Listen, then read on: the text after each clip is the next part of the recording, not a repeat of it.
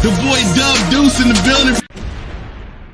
All right, what up, what up, what up? It is that guy Dub, and I'm back with another video. How you guys doing at the end of the day, shouty? I'm good money. Now today, we got two special guests back in the building. They both got project just came out. You seen visuals, everything going on in the city, man. You said, please welcome back to the That Guy Dub show, Mr. Waverly West and Mr. Rock Dog. What's going on, my guys? What's good, dog?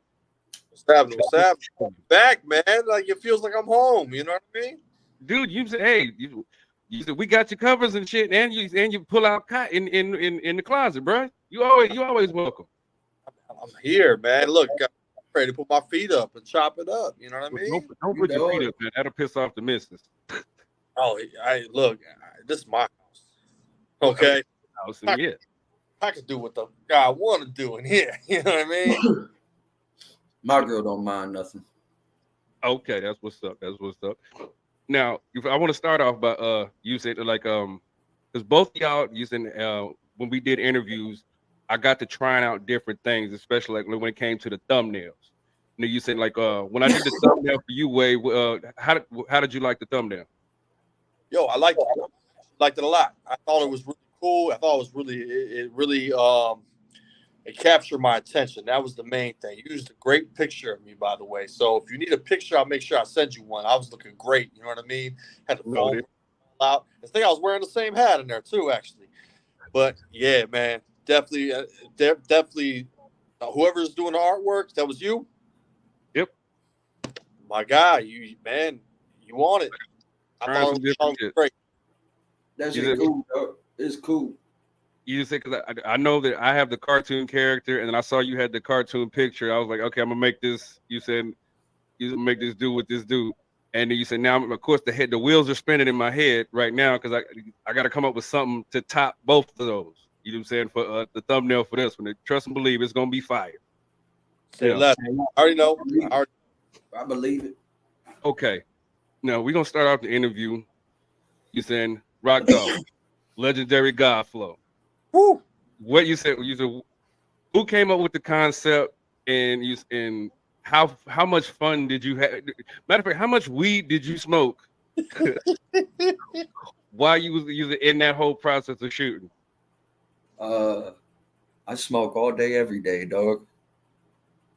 Hey, all day, every day. That's why I had the shades on, because I was looking real cheeky. Plus, the Hennessy was flowing too, dog. So I was lit to the motherfucker. Hey, bro couldn't move, man. He couldn't move. I tried to put the Wave Runner chain on him. He almost fell over. No, get the fuck out. No. I was sweating at that point. Hey, it was hot in that motherfucker, though. That shit was steaming. It was hot. Where was y'all at? And you said how long did it take? Shout out to Signal Flow Studios and Jake Jekyll down there by the Steel Yard. And I had Henny Honky booked for like 2 hours. Okay, that's dope. Now Wade, yes sir. You had just dropped the project, dropped the merch line, which you said I did cop me an article. You said I will be copying more. Hey, shout out to my guy Dub here, okay? Because I tell you what, out of everybody who say they support, my guy really supports here because my guy makes that purchase. I appreciate you, man, and I really appreciate you. Matter of fact, when I finally do my runway show, you walking the runway in that joint. Dope. That is awesome. Walking the runway in that joint. It's like, what inspired you send this new line? Nostalgia. Like everything from, think about it, Doug, you and I, especially Rock is probably he's a couple years younger than us. We grew up in the golden era. I mean, we had the best everything. We had the best wrestlers. We had the best athletes. We had the best fashion. We had the best TV shows, movies. You and I have talked about this. Mm-hmm. The nostalgia. The 90s was like, I think, the peak of civilization. Mm-hmm. So for Wave Runner Surf Club, we ride in the nostalgia wave. It's all about nostalgia. I wanna invoke those good feelings. Remember going back and you remember watching, we still get mad when we see the Montreal Screwjob with Bret Hart, right? Mm-hmm. Yeah, every time. Too. You know what I mean? Like that resonated with us. So pure nostalgia. That I got more coming, but definitely just it's totally nostalgia based. Right, right. If you can't Yeah. tell, we big on that. Oh yeah, definitely. For We sure, mentioned on our that. first interview, Rock. You know what I'm saying? Looking at you say your back wall, you all about nostalgia. You know what I'm saying? Mhm. And I didn't necessarily grow up in that era, but I was always privileged enough to have people introduce me to things that were already past my time throughout my whole life. You know what I mean? Mhm. You say, okay, well, let me ask you this question then. You say, like, for the simple fact that you didn't necessarily grow up in it, so to have the nostalgia that me and Wave have, you saying, so like, what is it like being a student of the game and being taught? You saying, you said, what's the stuff that predates you? You know what I'm saying? Because like, it's cool, like when you grow up in it, but then you said for somebody to take the time out to teach you about you said what predates you. You said, what was that experience like? Um, I felt like I was in it, even though it was already past my time. Mhm. So I was a little different. You know what I mean? I was always different, like an outcast, too unorthodox and unique. My taste was, whatever. Because in high school, I was listening to shit from, when I was 3 years old, while everybody else was listening to Lil Wayne and, whatever was big at that time. So, you know, but I Whoever formulated it taught into him well, this. Mm-hmm. whoever taught him well, because his music choice definitely transcends into what he creates and what he's able to create lyrically. There's nobody really fucking with Rock besides me. Right, right, right. Yeah, Okay. Okay. Yes, I saw something on social media, and I'm gonna ask you first, Wave. And it's a argument. It's a stupid fucking argument, but but I'm gonna humor you guys. So somebody, I don't know if he was doing it just for clicks or whatever, and not taking nothing away from either artist, but this motherfucker said that Ti, who I love as an artist, would wash Lil Wayne in a verses. Nah. So let me. I'm about to play the role. I'm gonna give you my personal opinion. I think that I would prefer Ti's music over Wayne's, because for me, Wayne to me is one of the most frustrating artists. Wayne he's done things to where, this dude made Jay-Z question himself. The GOAT was questioning himself Mm, after hearing Wayne on Show Me What You Got, right? And then he drops he just dropped the Fix Before the Six or whatever it was called. I ran through it one time and never went back to it, because it's Wayne is inconsistent. I mean, how can you go from, you have a song that has no substance whatsoever? You go from being big blood to eating pussy to you know what I'm saying? Like that line that Eminem went crazy over, that bag full of O's like Funyuns, was one of the wackest fucking lines. And to me, that's the cheese moving silence like lasagna. I mm, think it's a whack line. Don't get me wrong, Wayne has some fire. mm, Better wear a latex before you get that latex. I swear I'm latex or whatever it said. You know what I mean? That shit was fire. You know what I mean? But I think in a versus, because versus is a popularity contest, mm, Wayne would win by consensus. But for me personally, I would have Ti winning, mm. and that's not saying a lot, because even with Ti, I think Ti, after trap music, I kind of stopped listening to him. Besides a couple songs here and there, to be real, Mm. like last one that I really really fucked with was Swagger Like Us. Okay. And actually, he could have been left off the song. You know what I mean? You know what I Mhm, mean? But he does have some stuff, like Rubber Band Man's still my joint. mhm. You know what I mean? So I don't know. I think the whole versus thing it's convoluted. It's a popularity contest. I think that the Locks and Dipset showed what it really can be. You know what I Mhm. mean? Culture. But I think a lot of artists, especially nowadays, because there's a lot of pussies in the industry, would duck that kind of smoke. You Right. know what I mean? They don't want to be Jadakiss. And Jadakiss just. So Bodied that's it. my opinion on it. You know what I mean? Like Mhm. I'm not really a Tip fan or Wayne fan. Okay. Right. Yeah. How you feel about it, Rock? Talk to us. I mean, kind of what you said, Doug. Really, you know what I mean. Guys, though, 'cause you don't want either. And when it comes down to it, like I respect Wayne and Ti as artists because they both had they moments personally in my listening to music and whatnot. Absolutely. But they're not necessarily. I probably haven't listened to Lil Wayne and Ti in years, so it's not something I turn on. Okay. Like with Wayne, I swear he'll have 21 songs on his album. I like 2. I'm listening to shit that's like under the radar. Mm-hmm. You know, I listen to the songs. You know, T.I. got a couple joints too that I still go back and listen to. Like they like what you know about that. What you know? Oh, man, that's that right there. I would love to bring that DJ Toomp sound back. Oh yeah. So you saying Toomp's a legend in the game? Definitely. One of the best producers that ever touched a studio. So yeah, I would definitely love to bring that sound back.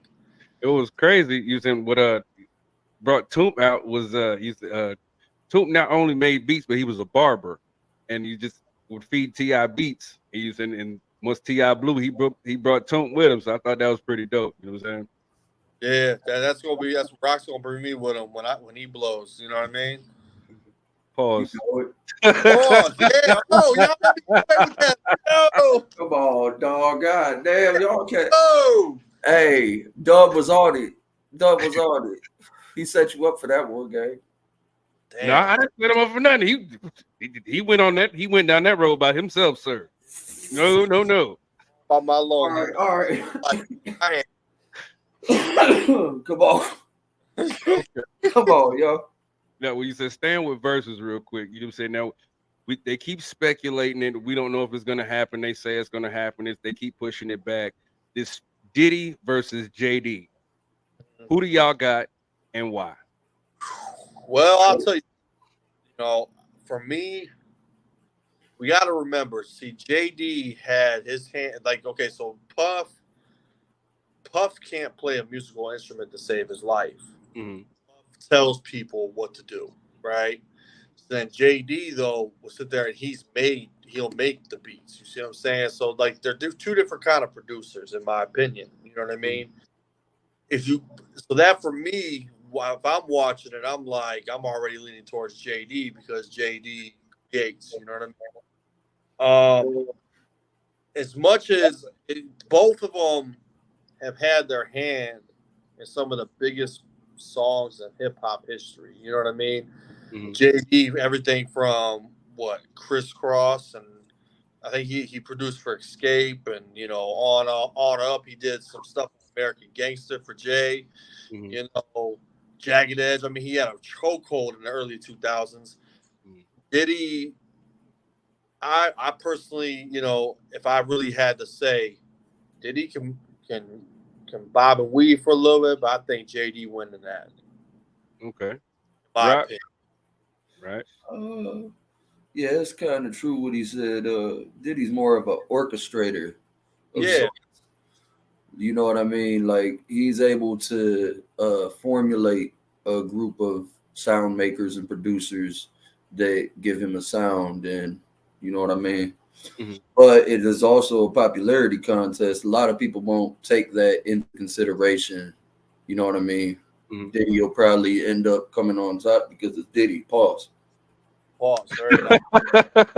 Hey, he did say Diddy's kind of an orchestrator. We can ask dude who just got locked up in Vegas if Diddy's an orchestrator or not.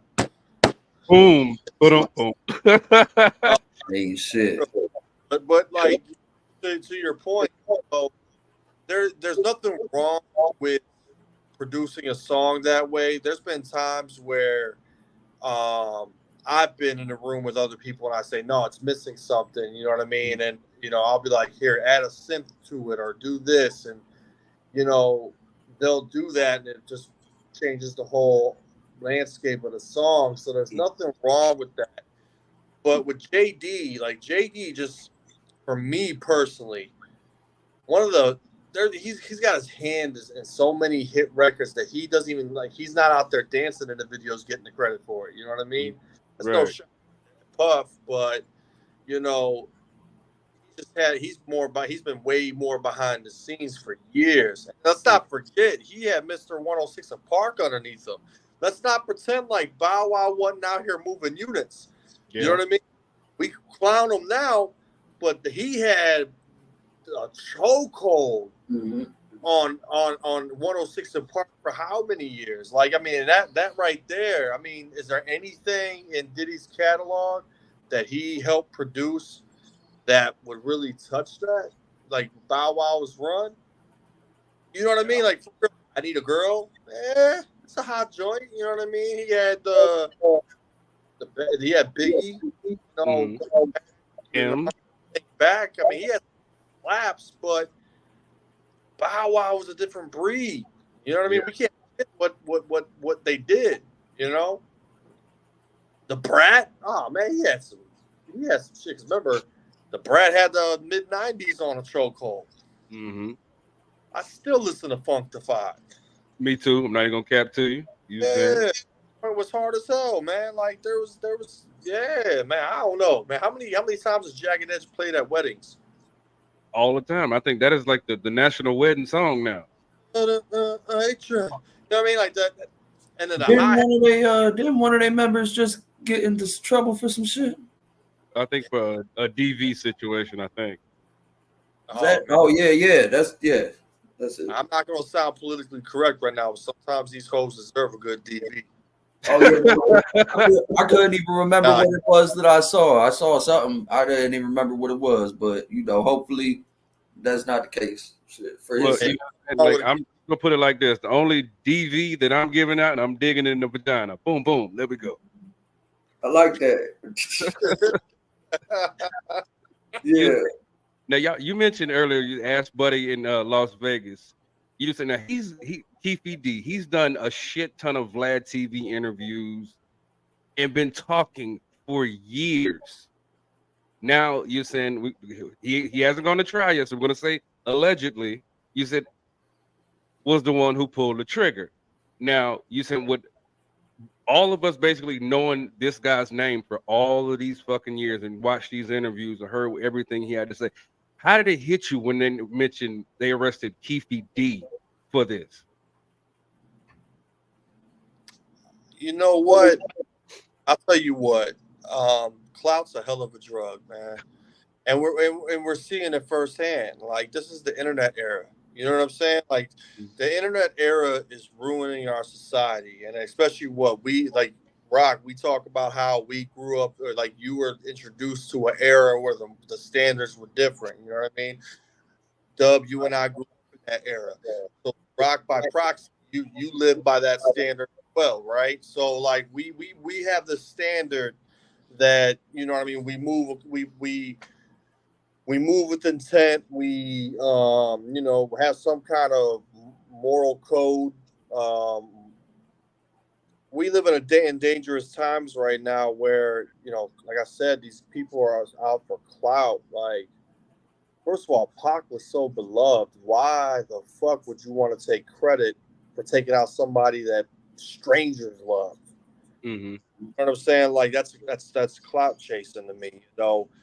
Now, I know that he had signed some kind of agreement. It was not a plea agreement. Signed some agreement with the police at some point to where he was freely able to talk about the stuff without or with immunity, right?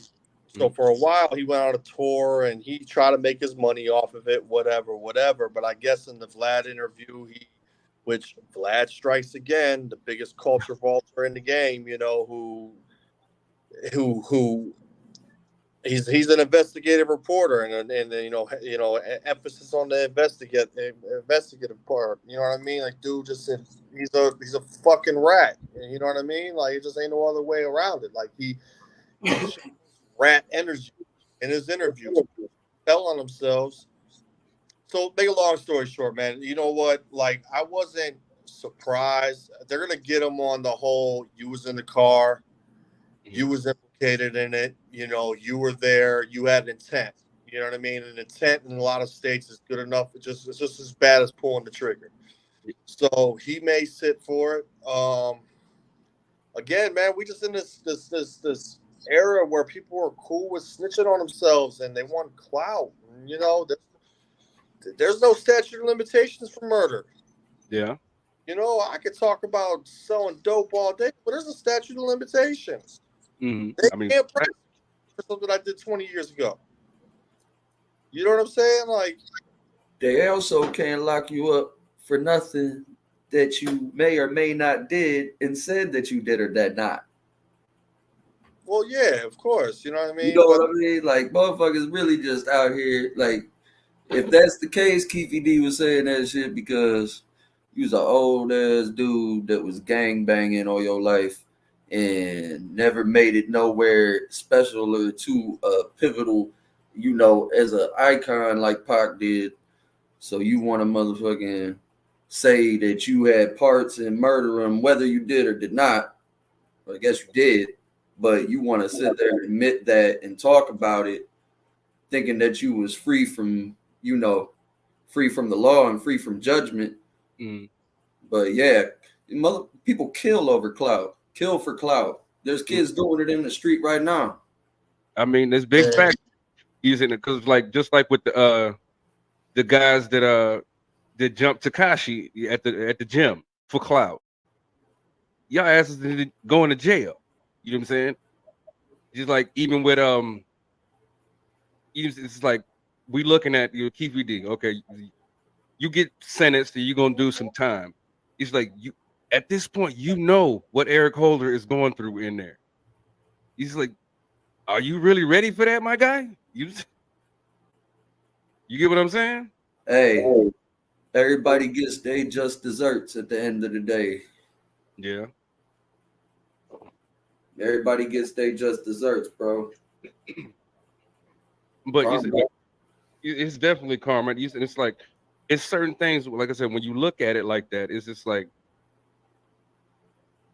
because you've been around gangs, you've been around, you've seen affiliations and things like that. You sent for all the years and everything like that. It's just like it's just funny to me. Because, like I said, we know that there's a street code and you got to do X, Y, and Z, you know, and this, that, and the fucking third. But it's just to me, it's insane. My bad, yo. Somebody tried to call me and it just kicked me out, and I couldn't hear nothing or say nothing or nothing. Ring a ding a ding a ding a ring a ding a ding a ding. My bad, y'all. My bad. I should have did it on the laptop, but I just, you know. You good, that's bro? what I did. Shit. See, dog, fucking around with the phone, dog. Man. Your phone got a good camera though. Yeah, it's good quality, gang. I should have a light, you know, shining bright on me like Dub over there glowing right now. Pause. I got two ring lights. You know what I'm saying? Hey, you know what I'm saying? I kind of need that same thing. You know what I mean? Right. Okay. Now we had mentioned, like I said, you said acting a fool for clout. Yeah. You said, did you guys just hear the story about the I guess the viral prankster that got shot in the mall?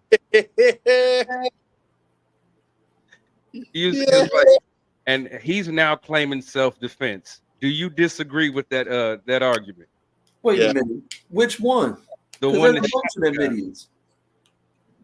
Oh wait, the guy that shot the viral prankster admitted to. Well, he's claiming self-defense. All right, so I saw the video, right? My bad, y'all. I'm sending a quick text. Business never stops. You know what I mean? So I saw the video, and the video, if you want to argue self-defense, do I feel like he was in imminent danger? Hell no. The dude was just aggravating the fuck out of him. Like, if we get away with shooting people that aggravate the fuck out of them, I mean, every single day I'm in my car talking about, man, I wish we could just shoot the back window of cars because they fucking assholes. People can't drive in this state. You know what I mean? I just want to blow their fucking windows out. I ain't trying to kill nobody or hurt nobody. But we at a point now where that's, you know what I'm saying? Like, he wasn't in imminent danger. He kept putting the phone in his face or some shit. You know what I'm saying? And it was just like, I didn't see the cell, so I guess he got acquitted of the big charge because they did buy the whole self-defense thing. but he got convicted on firing off a weapon inside of a crowded area, whatever, and some Something like lesser charges. I don't know if he'll see jail time, but me, it was just like really weird, man. Again, man, we in weird times, man. Like the life is weird now. It's not like what we grew up on, you know, which makes it even more important about the nostalgia. Yeah. Because this shit's weird, man. This shit is weird, bruh. I keep seeing them videos. A bunch of them idiots just running up on random motherfuckers that don't look like they willing to talk about nothing, bruh. Like that motherfucker look like he about to chop your head off. And that's you wanna run around fucking around, you gonna end up finding out. Looks like homie found out. Look, he got a hole. You got shot in your shit.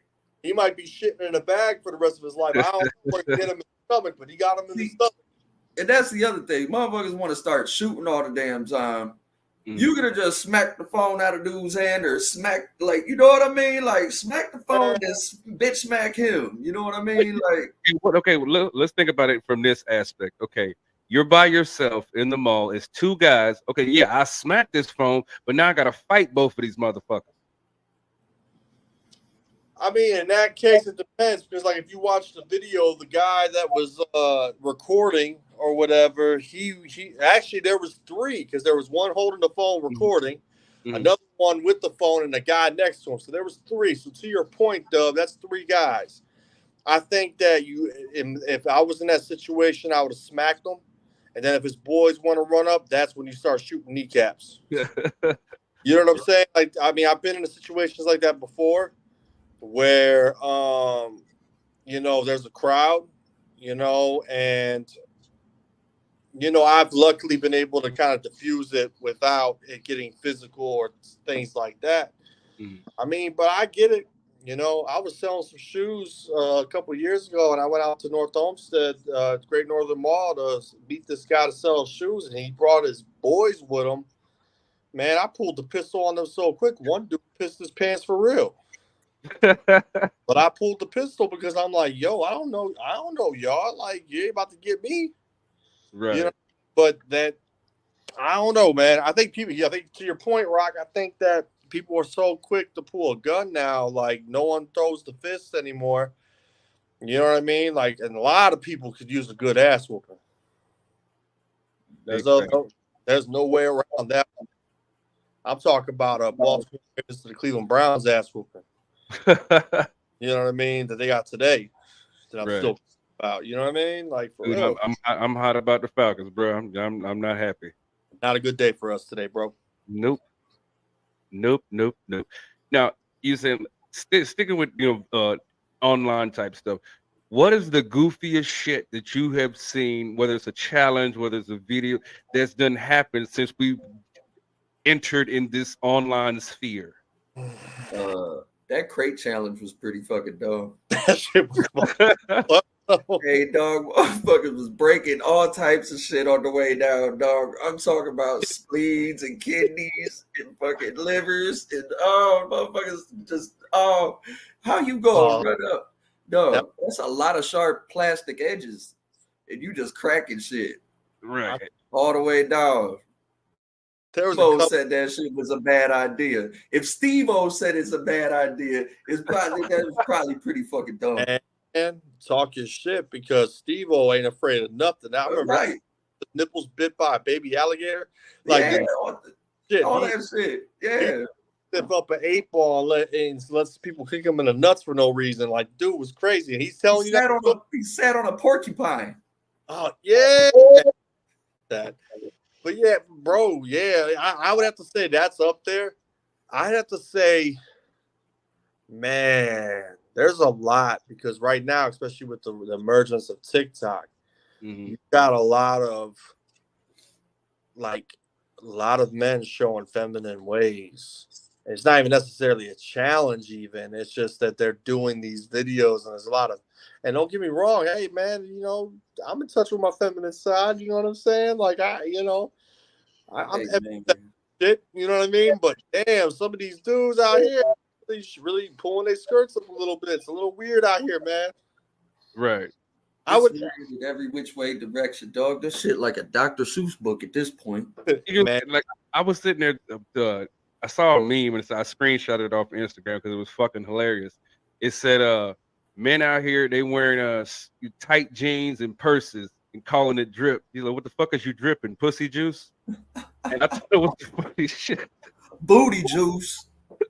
Don't cancel me. Don't cancel me. Hey, but ain't that something though? If you think about the way our society's going now, the dudes acting like bitches and the bitches acting like dudes, and it's just like the roles have reversed now, and it's just, you know what I mean? Like I held the door open for somebody at the gas station one time. She said, "Thanks, bruh." Like it was shit that shit chest too, and I'm sitting there like, post up with this bitch. Like she was she was talking to me like her dick was bigger than mine. I like that shit. You know what I mean? Like that was some weirdo shit. But that's what right. I've had a situation like that. Because I grew up in the South, so we go to the Southern hospitality thing. We hold doors for everybody. You know what I'm saying? Please, thank you. You saying like stuff like that. It was two chicks. You saying, and I just they happened to be behind me, so I held the door for them. Hey, dog, don't hold the door for my bitch. Are you joking? Like what?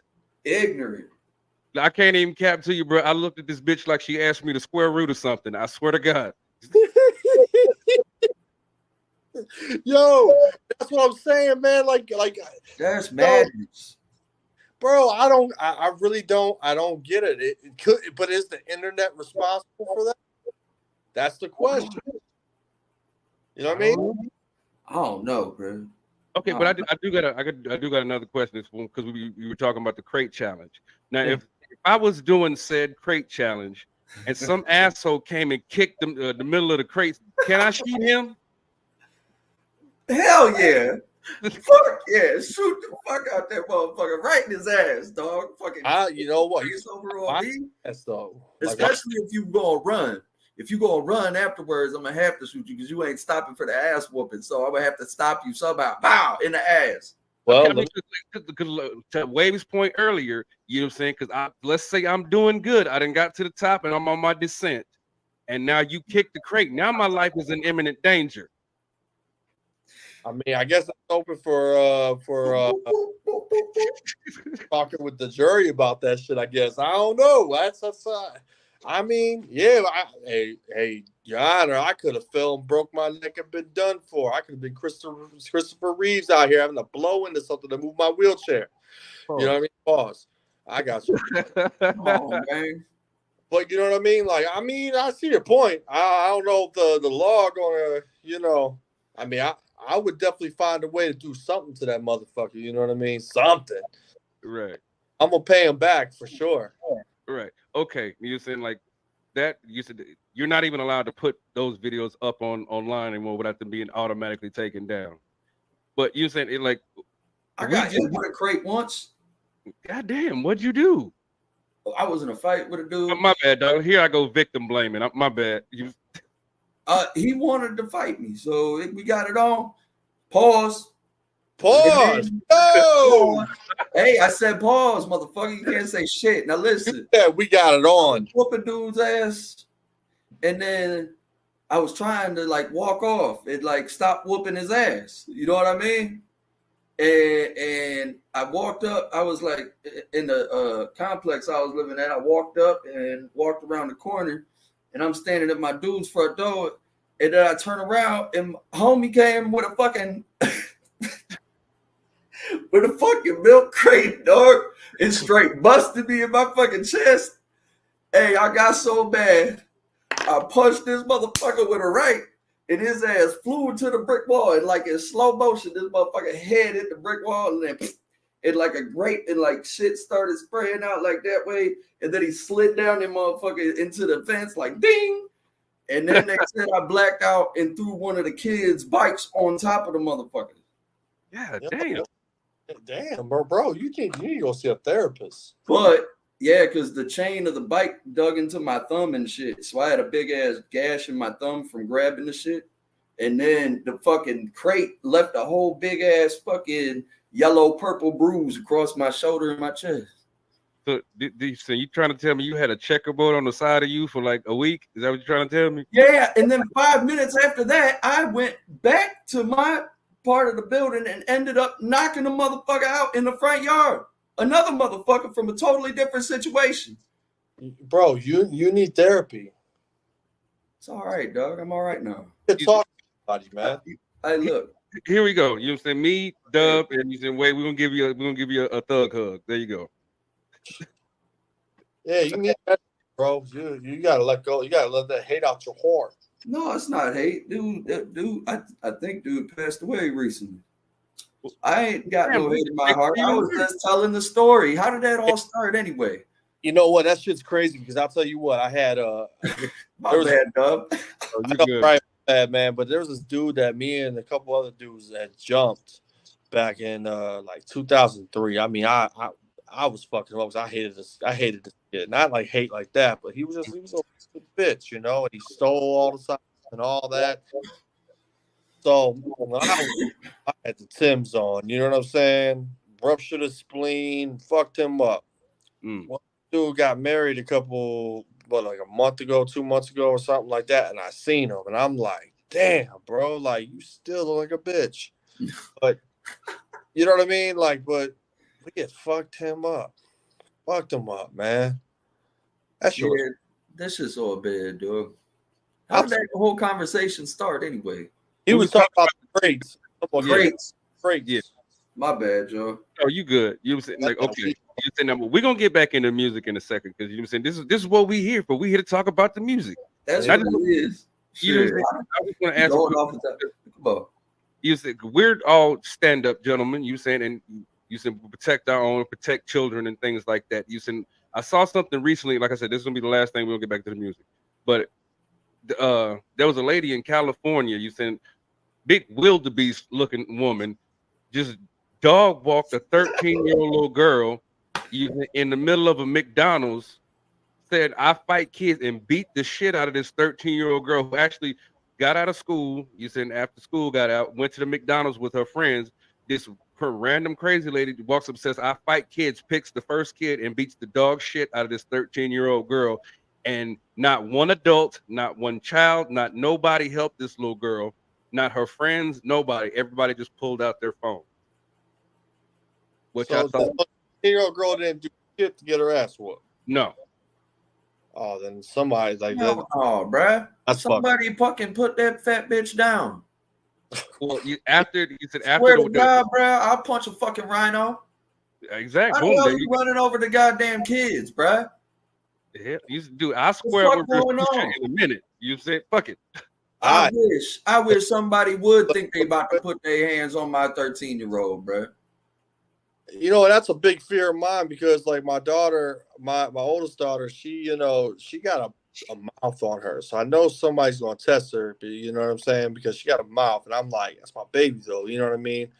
Like, but you know what I'm saying? So if it was some shit like that, I could almost understand a little bit. But the same token, like I said, bro, we've gotten so far away from our moral compasses. You know what I mean? Like, we used to protect kids and protect women, and we used to, you know, be gentlemen, and women were actually feminine, and you know, all these things have changed now. And again, that's our culture. Pull out the phones and start recording, and then see how many clicks we can get, how many likes we can get. You know what I mean? And it's a sick way to live, man. Like, somebody should have definitely stepped in and helped that girl. Like, that shit ain't right. Where was the dude that was at the mall who shot the YouTuber in the stomach? Mm-hmm. He would have shot that bitch. Well, to see, here's the fucked up thing. And of course, I'm gonna send you the story after we get off here, because you said it's some bullshit. But after you said the 13-year-old girl's getting beat up for like 5 minutes, the woman's husband comes over and pulls her off of this little girl. Oh, he watched too. Yeah, he watched too. Oh, he a bitch too. Fucking dirtbags, bro. Yeah, he a bitch too. There ain't no other way to put that. Like, we got to do, like, as men, you know, I know the three of us understand. We got to protect these children. We got to protect the women. We have to do a better job as men in the world. We just have to do better. Big facts. Now, getting back to the music.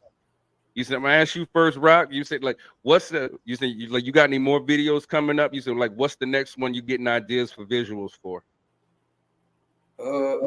I'm gonna do 2 more videos off of this project. I'm not gonna say what they are. Okay. I'm just I know what they are though. He knows what they are. And one of them is my favorite joint on that whole album, because that album was a fucking slap. Mm-hmm. And then yeah, there'll be another project out in the next 5 to 6 months or so. Okay. I'm actually working on beats now for it. All right. And Wave. Yes, indeed. Yes, sir. Yes, Sirski. I'm seeing your early visuals. What was the concept? You sent me, like, and how much fun was you having? Because you said you know when you do a visual, you said you always come. You saying with the swag. You saying with the real drip. You said not like these niggas now. You saying boom. You said with the real. For people that don't know, like the one thing that people know about me when it comes to musical influences that I have, the Clips, Pusha T, and Mouse were very big influences in my taste of music. Back going through their label, they put out a mixtapes. We grew up on We Got It For Cheap. And man, I made that song because I remember this one time I was in the old house, doing some things, you know what I mean? And we were listening to We Got It For Cheap. And I happened to think about it when I looked over on my desk and I had my old pager, my old beeper. You know what I mean? So like I ended up going back to that time kind of in a way and created that song just as like a homage to Push and Malice. And when we did the video, man, I was looking for something that if you think about it, that golden era of hip hop is much like where we shot that video. It's kind of abandoned in a way, and people go visit it. You got artists like Benny and Conway and 38 Special, RJ Payne, Mick Diamonds, right? People that do go back to that, but nobody's taking care of it anymore. So it seems like it's kind of just falling apart, right? You know what I mean? That's kind of what it's doing. So it was kind of like that was the whole idea behind it. And of course, I had the ice cream on the video, the jeans, the shoes, the shirt, because that was what we was wearing, man. Like it was a time, man. It was a time to be alive, man. And I wanted to bring it back. Phil from over at the Phil that hit me up about 30 times about that damn song. He like, I'm going back to the scales, man.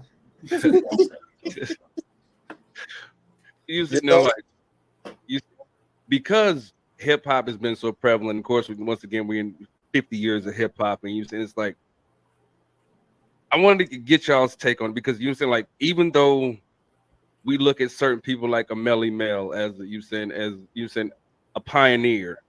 Like I think everybody, whether you're a diehard, from the beginning type of hip hop head, or you're a new generation mumble rap, or or whatever this era is, I think everybody collectively had a what the fuck were you thinking dissing Eminem? Now, I'm just gonna say this because I grew up. My pops is from Brooklyn. You know what I'm saying? So I grew up with all this shit. Bruh, when I heard that shit, I was like, oh my God. And I've asked this question before. Now, as an engineer, how in the fuck do you sit there and say, yeah, bro, that was it? I mean, was his engineer the same age as him? You know what I mean? That's kind of what I'm thinking. Like maybe he was recording with the dude who was recording him back in the 80s, like it had to have been that. Like, look, I'll say this. The people put M on a pedestal.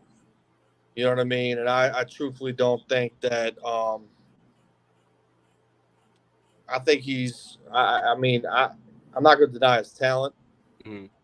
his run that he had. Like for me, I love the Marshall Mathers LP. I love the Eminem show, and I love. That's pretty much what I loved. You know what I mean? But I really think that outside of those two records, I think people put him on this pedestal, and I think I can think of 10 other rappers that can go toe to toe with M right now. You know what I'm saying? 10 to 20, maybe even 30 that I would consider, like, you know what I'm saying, that could go toe to toe with M. But Melly Mel, on the other hand, had no business stepping in the ring with M. I could even say it like that. Like and that's definitely not me putting M on a pedestal. You know what I'm saying? It's like on some real shit. You said Melly Mel could have had that same flow against a Bow Wow, and I'd have been like, nigga, what the fuck are you doing? I mean, really, the time, what Mel did was, like, Mel helped propel where it was going. I think it didn't really start changing until like Rakim and Cool G rap, where it became more of what it is in the 90s. And then, like, you know, everybody from the 90s took that same flow, and then it started changing as it became less regional. You know what I mean? And now everything sounds like Atlanta. You know what I mean? Which is not a bad thing. No, it's not. You know what? It's not a bad thing, but because I appreciate everything Atlanta brought to the game. You know what I mean? Like, what would we do without 808s, man? I love a good 808. Like, can't nobody tell me nothing about that. I would say that Mel, on the other hand, had no business going at anybody. But he's had a disdain for Eminem for years. And, you know, a lot of people still feel a certain kind of way about M because M's commercial success. Right. And attributed to him being white for why he has so, which probably played a huge role in it without question. But then again, did it because you got other artists that are white that aren't going anywhere. You know what I'm saying? Like me. Knock it off. Let's be real. Like, I'm white. How come I'm not blowing up? I don't know if it's necessarily just the white thing. I mean, I'm sure it played a role in it, but I don't think it had everything to do with it. But I'm sure it played a role in it. But Mel's had this. He's much like Lord Jamar. Just had this disdain and this hate for M for years. You know, so I listened to it though. I got a good laugh. I was high as shit when I was listening to it too, so I was cracking up, man. Go ahead. I listened to this about what? I was like, fuck.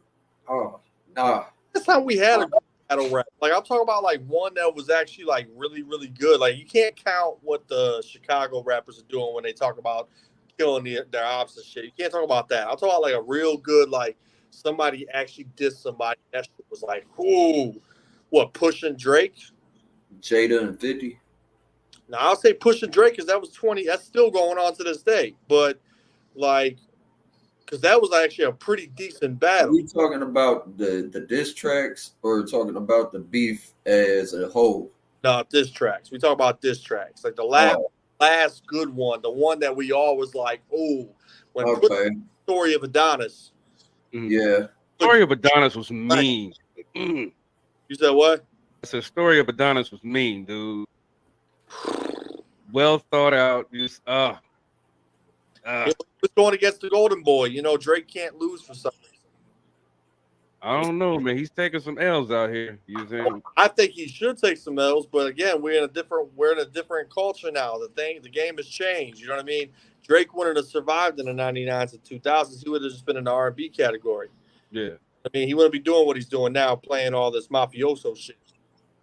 I mean, that's true. You know what I'm saying? It's like, you saying we just got announced that Usher is doing Super Bowl this year. Yeah. You said, like, a lot of people, certain people say that you're saying that we feel away because we feel maybe the NFL doesn't support, especially black causes like that, or if they do it, it's just as a, and like, what the government does instead of fixing systemic inequalities in impoverished neighborhoods. They'll put Black Lives Matter on the street, which does nothing for nobody. Right. You see, like, but then for Jay-Z to sign on with the NFL and to I guess back to back bring such amazing acts to the forefront.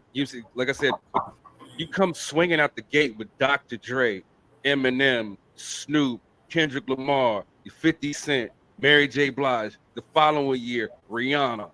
And now you can bring in Usher into the mix. It's like, what do you think that does for the culture? Because like I said, even though it's predominantly Black, but you have somebody like Jay-Z to bring such superstars into certain people's homes that may have never even got a chance to partake in our culture. Because you said, like, I know you mentioned about Vlad being a culture vulture, but you said, like, and y'all are definitely not that. I think if you embrace a culture, as long as you're not exploiting it, you're part of the family. Right. You get what I'm saying? So how big is that for the culture to bring in Usher, the Dr. Dre's, and the Rihanna's, and things like that into mainstream America like that? Business. Business. How much money? At the end of the day, when Jay-Z shook hands with Roger Goodell, we all know Jay for what Jay is. Jay's a businessman. He don't give a fuck about nothing else. Jay does care about, like, we know that he has done certain things behind the scenes that go unspoken of. That people don't speak on. He does amazing things for the Black and brown communities, right? It doesn't get out there like that. That once in a while they might put a headline out there, but it's gone like that, right? All this is a business move. It's to generate money. I think there's a lot of the people that were pissed when Kaepernick was kneeling during the anthem. They're gonna turn off the halftime show. They're gonna be like, I don't want that shit on my TV. You know what I mean? Type shit. So I think that, and what's crazy is divided as this country is, go anywhere in America, there is definitely not just hints, but like an excess of Black culture. Black culture for what Black people have contributed to this world has been nothing short of amazing, right? And Black people created the world. Everything came from ancient Egypt and the Moors.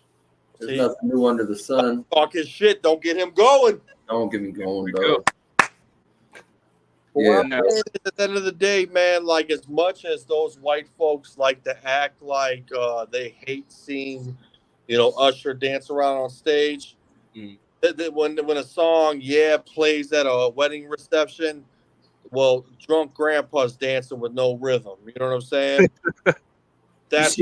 You seen the old white lady with the horn doing the Missy Elliott?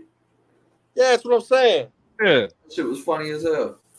I think my daughter goes let her in real quick. Okay. Right back. Yeah. Now. Oh, never mind. She got it. Okay. Cool. Good shit. Now. Okay. I saw this too, and I put it on my social media. I thought it was kind of funny.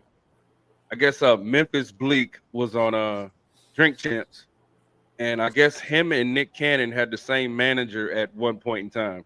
I saw that. And they said that Memphis Bleak was supposed to play Nick Cannon's part in Drumline.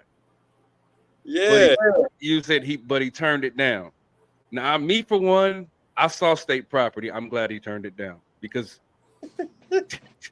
Memphis Bleak, that ain't you. That's the first thing I thought about when he hit the dude in the mouth when he came around the corner, and then he lit him up, and he was like, That's not drumline material, man. No. And it was just funny because it was also saying that because at the time, you said the manager was trying to get Memphis Bleak to do movies, and Nick Cannon wanted to focus on his music career. Now, I just want to give kudos to whoever that manager was that told Nick Cannon, do what you're doing, bro. And Nick Cannon, you're a genius, but that ain't you, bro. You said Gigolo is the only song I know by Nick Cannon. That's it. I would say Gigolo was a slapper, man. It was. I don't know any Nick Cannon songs. Gigolo, go listen to Gigolo. And I'm not used to, like, I'm not like, we'll come back to Eminem for a second. Was it what the hell was it? The one with with Charlie Clips, Conceited, and I can't remember the name of the fucking song. That shit was hard until Nick Cannon got on it. Well, yeah, man. Come on. There's only one person that went that actually went in the ring with M and kind of walked away higher up than what he was, even though it's not even necessarily that he won the battle. You know what I'm talking about. Oh. MGK, man. I'm not a fan. Yeah, I'm just not. But like when he went in there and he did the rap devil, like hard, and he was saying stuff. Now he's the only one that didn't get like his career ruined by him. You know what I mean? That's true. He did. I can't think of anybody. He's still moving units out here. Stuff, you know, and he ain't moving hip hop units. I mean, but he's still moving units though. It may not be for the hip hop. Okay, so we talking about the status of him as a star. Yeah, not as a hip hop. Yeah. Hip hop. Okay. When is you saying, like, other than on HD TV? When's the last time you saw Vanilla Ice? Other than like, when's the last time you saw ICP? When's the last time you saw Benzino? I mean, that motherfucker, ICP. I just seen a damn interview with ICP, and Benzino be wherever the fuck he want to be, really. Yeah, Benzino out here still trying with his. He be on Vlad TV and shit. All fucking. With no neck. Back hurt. He looked like it. But hey, his daughter though. Oh yeah. Well, now who? Go ahead. Boy Ray. Oh, that's the one chick. Yeah, that's his daughter. Yeah, they was just talking about her on the Warren G was just talking about her song on the Drake Champs. And bro, and that hook on that song is like some Nate Dogg shit. Mm-hmm. Yeah, she's fire. Like she's a really cool artist to listen. I listen to her once in a while. She's a female artist that actually like raps about other things besides what her coochie is. Yeah. Right. Listen, we only got a little bit of time before we get up out of here. So I just wanted to ask a question because like it just popped in my head because I thought about it. You said, okay, a lot of people were mad at Beyonce because Beyonce did not I guess promote Haley Bailey's album when it came out, and of course, Haley and Chloe Bailey are signed under Beyonce. You said, do you think it's having somebody signed up under you, Wave? Do you think it's disrespectful for you not to share? You saying your partner's project? I think I think it totally depends. I think if it's if the person has the tools to move on their own, and the agreement that you have with them goes with that, you know what I mean, then yeah. But to be real with you, if I'm invested with somebody like in their music, like with Rock, he's the first artist that I worked with closely, and I believe in him as an artist and as a man. So it's deeper than just music. I want to see him win. Like really, really want to see him win. So wherever you see me, you're gonna see him. You know what I mean? I'm gonna post, I'm gonna promote just as hard for him as I do for myself, because I believe in his craft and what he's doing. You know what I mean? So I think their claim is valid in a lot of ways, because why waste the energy? Kinda. It has to be a collaborative effort. It's got to be a collaborative effort, and like if you're not sharing somebody's stuff, I have almost 4,000 friends on Facebook. I have 5 to 10 people that share my shit on a regular basis. I have 5 to 10 people that believe in me. The rest of them don't. Obviously, that's the way I look at it, right? So if you believe in me, you're gonna do those kind of things. So I think there's a lot written on the wall with that. People can interpret it in a lot of ways, but for me personally, being in the position where I do have an artist that I'm working closely with, where it's more of a collaborative effort. He's not like he's not signed to me. It's more of a collaborative effort. Mm-hmm. I'm a realist at work and wave runner. He's the same thing with him. You know what I mean? It's more of a collaborative thing. I just want to see him win, so I'm gonna do whatever I can, but in my power to see that happen. You know what I mean? And what he gives to me, you know what I mean? I'm gonna take it and flip it. Right. And quadruple. And there you go. And then when y'all share it, then I'm gonna share it. Because at the end of the day, because it was like, because at the end of the day, it was like I had an interview earlier with a guy. I shot him out. Shout out Rashid from Keep Fucking Hustling LLC. That's the name of his business. Keep Fucking Hustling. I love that shit. You know what I'm saying? And we was talking about a lot of times, like when you got an idea and you're coming up with shit. You know what I'm saying? It's like everybody else around you. It's like you get support. You get support from complete strangers before your family. Finally joins on. To the vision. Why do both of y'all think like it takes a lot of times it takes family longer to join the vision? Because your fans are people that aren't around you every single day. So your presence in your music it's just like when we look at our favorite artists, you know what I mean? They're not all the way human. We don't know them in real life. We ain't around them every single day. The people that's around you every day, they like, oh, you want to be an artist and blow up as an artist. And it's, that's nowhere near their comprehension of having faith. You know what I mean? And so it's more just of show and prove. Okay. You got to show and prove.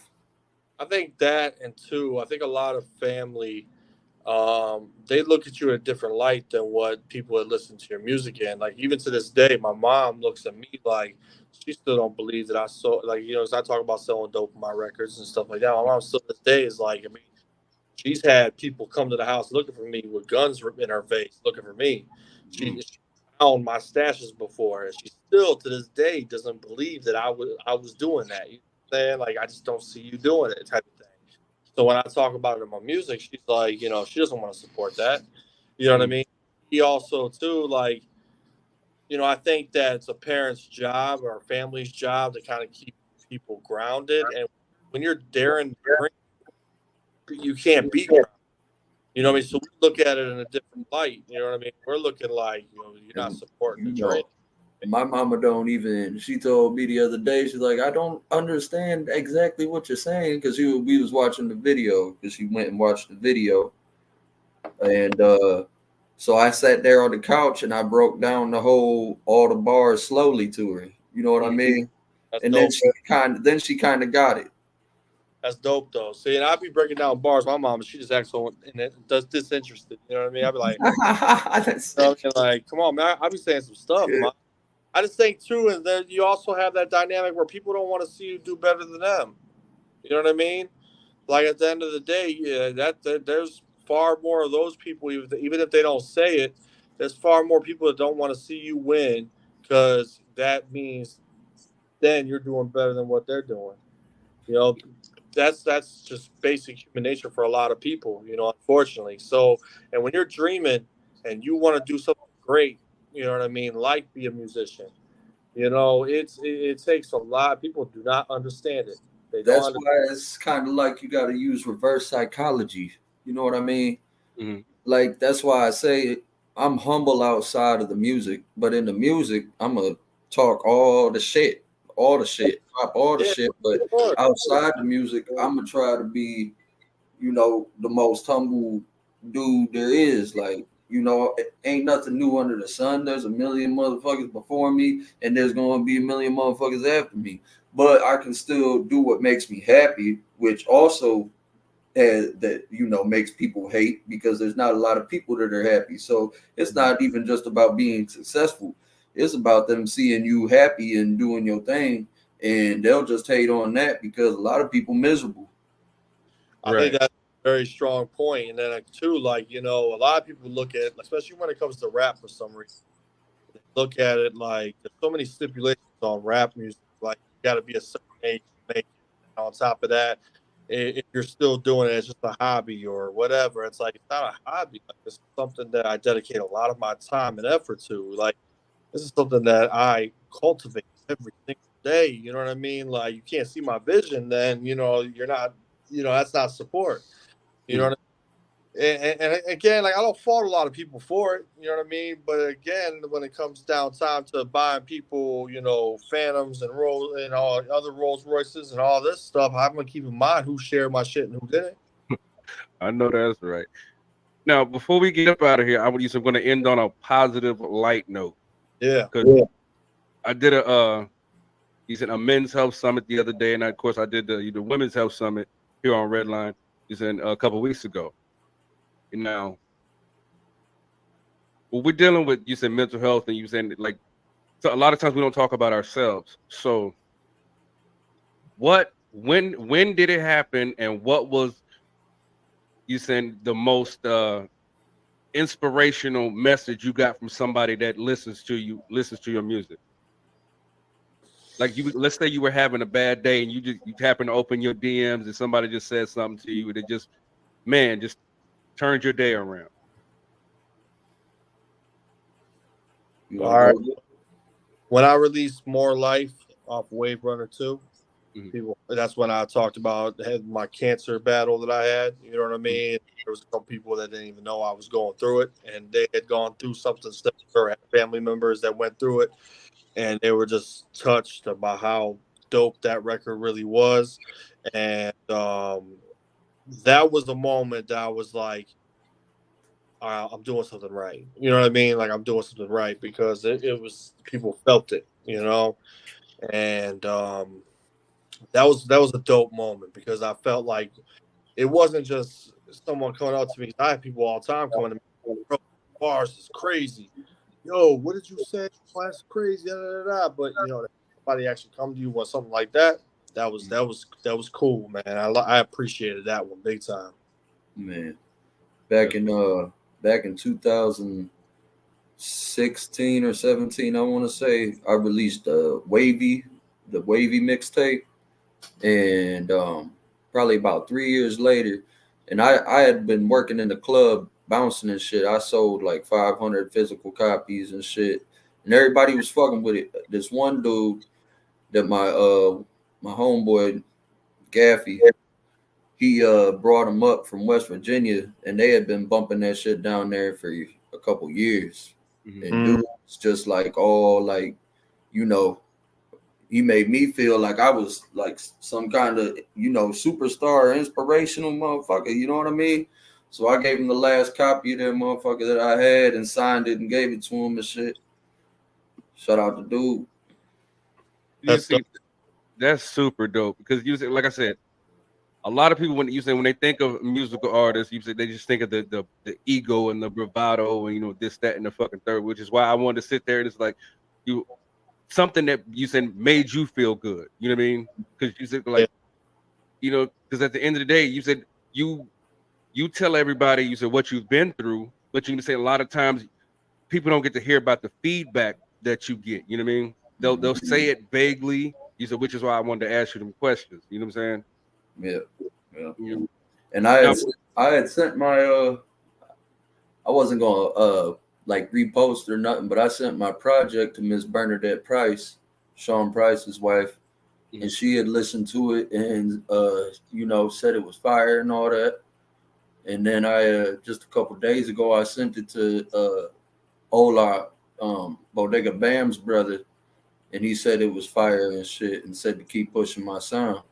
So, you know, these might not be people that are well known throughout the fucking world and whatnot, but in, you know, the community of music that I grew up listening to and inspired by, those are important people. You know what I mean?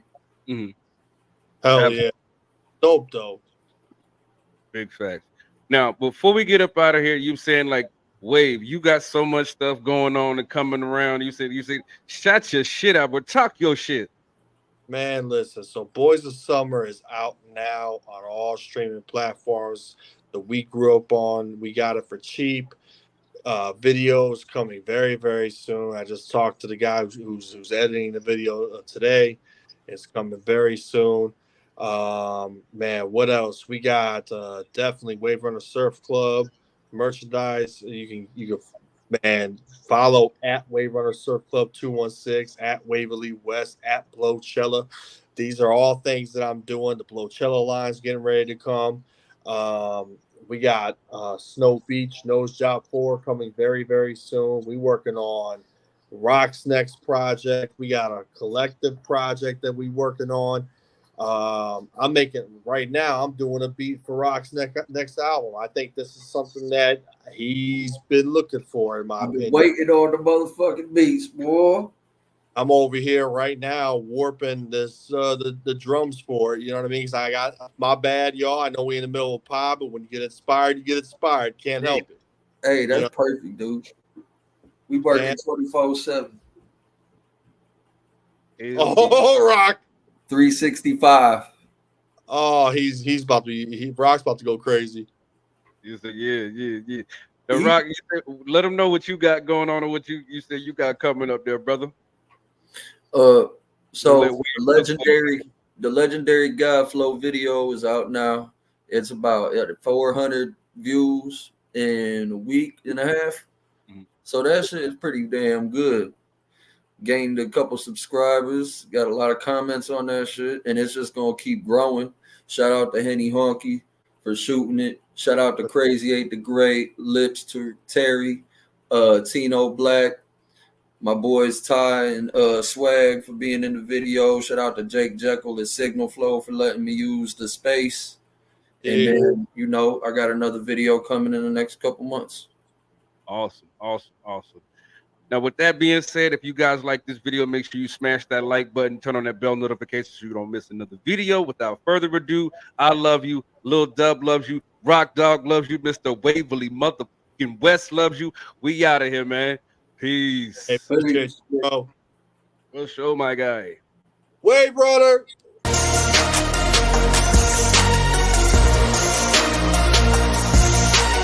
The boy Dub Deuce in the building.